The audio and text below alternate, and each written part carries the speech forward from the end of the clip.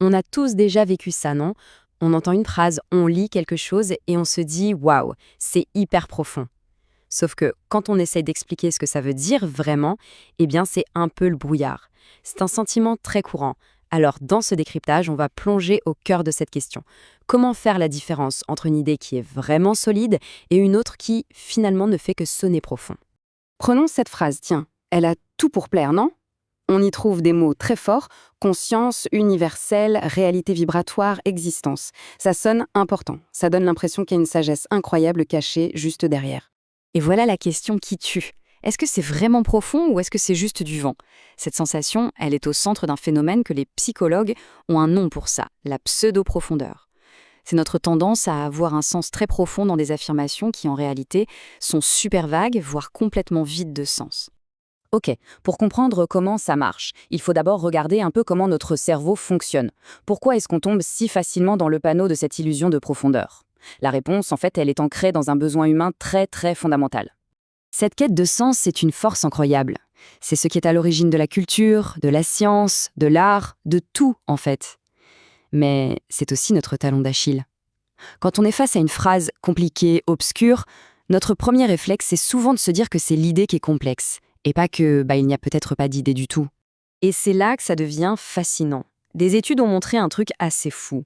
On peut générer des phrases complètement au hasard, avec des mots qui sonnent un peu spirituels ou philosophiques, et une bonne partie des gens vont les juger comme étant très profondes. L'impression de profondeur est donc créée par la forme, par l'emballage, pas par le contenu. Alors, comment est-ce qu'on fabrique cette illusion, que ce soit volontaire ou pas? En fait, il y a toute une panoplie de techniques, une sorte de manuel de l'éloquence vide, qui permet de créer cette fausse impression de profondeur.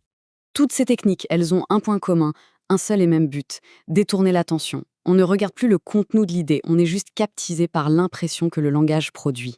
Ça va du jargon super impressionnant, où on balance des mots scientifiques complètement hors de leur contexte, au concept totalement invérifiable qui parle de forces cachées qu'on ne pourra jamais tester. L'aura intellectuelle, l'emballage remplace complètement la solidité de l'argument. Et cette citation de George Orwell, elle résume parfaitement le danger. Ce n'est pas juste une question de discours creux. Un langage qui est flou, qui est imprécis, peut finir par affaiblir notre propre capacité à penser clairement. C'est un cercle vicieux. Bon, maintenant qu'on a vu le problème, passons à la solution. Comment on fait pour se défendre intellectuellement? Heureusement, il existe une sorte de boîte à outils. Une série de questions très simples, mais redoutablement efficaces pour tester la substance de n'importe quel discours. Cette approche, elle est hyper pratique. C'est un excellent test du feu. Rien qu'en se demandant, ok, c'est quoi l'idée principale si je la dis avec des mots simples? Ou bien, est-ce qu'il y a des exemples concrets de ça? On voit très vite la différence. Une pensée qui est vraiment solide, même si elle est complexe, elle va s'éclaircir avec ces questions. Alors qu'un discours vide, eh bien, il va tout simplement s'effondrer. Parce que le but, ce n'est pas juste de devenir cynique et de tout rejeter, c'est surtout de savoir apprécier ce qui est vraiment profond. Et justement, qu'est-ce qui caractérise une pensée qui a une vraie profondeur? On va voir que ce sont des qualités qui sont à l'opposé total du faux mystère. Le point crucial, il est vraiment là, dans ce face-à-face. La vraie profondeur, elle n'a absolument pas peur d'être questionnée, d'être examinée. Au contraire, c'est ce qui la renforce. Elle ne se cache pas derrière un mur de mots compliqués, non.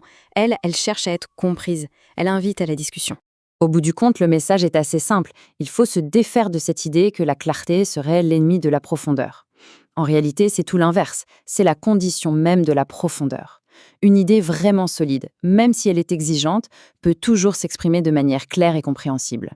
Et c'est la question que tout ce décryptage nous laisse. Dans notre façon de communiquer et surtout dans notre façon de consommer de l'information. Qu'est-ce qu'on privilégie? L'éclat des mots, l'impression du moment ou la solidité des idées et la vraie compréhension? Apprendre à faire la différence, finalement, c'est protéger notre propre intelligence.